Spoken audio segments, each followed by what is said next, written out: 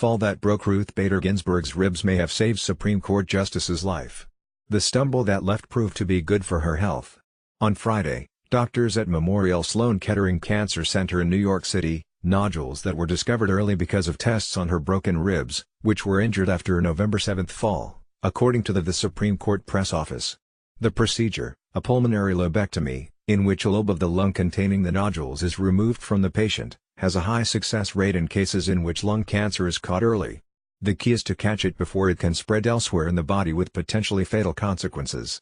Unfortunately, lung cancer is usually caught in an advanced stage after it shows symptoms, after it has already spread to the lymph nodes and elsewhere, and by then it's only curable in a small minority of cases, Dr. John Haymack, chairman of Thoracic, Head and Neck Medical Oncology at the MD Anderson Cancer Center in Houston, told NBC News on Friday.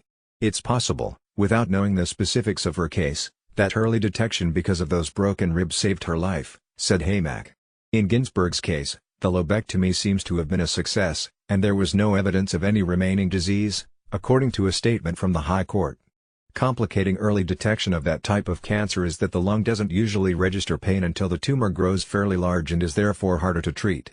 When it gets big enough that it's impinging on a big breathing pipe, then you start coughing. If it starts bleeding, then you start coughing up blood. If it gets big enough to touch the chest wall, then you develop chest pain. Dr. Renato Martins, the medical director for Thoracic/Head and Neck Oncology at Seattle Cancer Care Alliance, explained.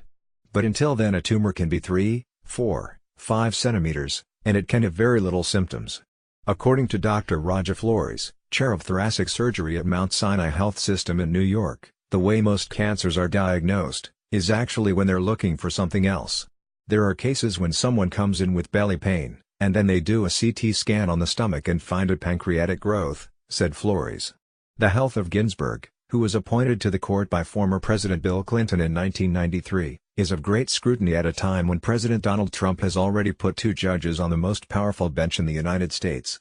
Ginsburg, the eldest judge on the Supreme Court, previously survived both colon and pancreatic cancer, and had a heart stent procedure 4 years ago.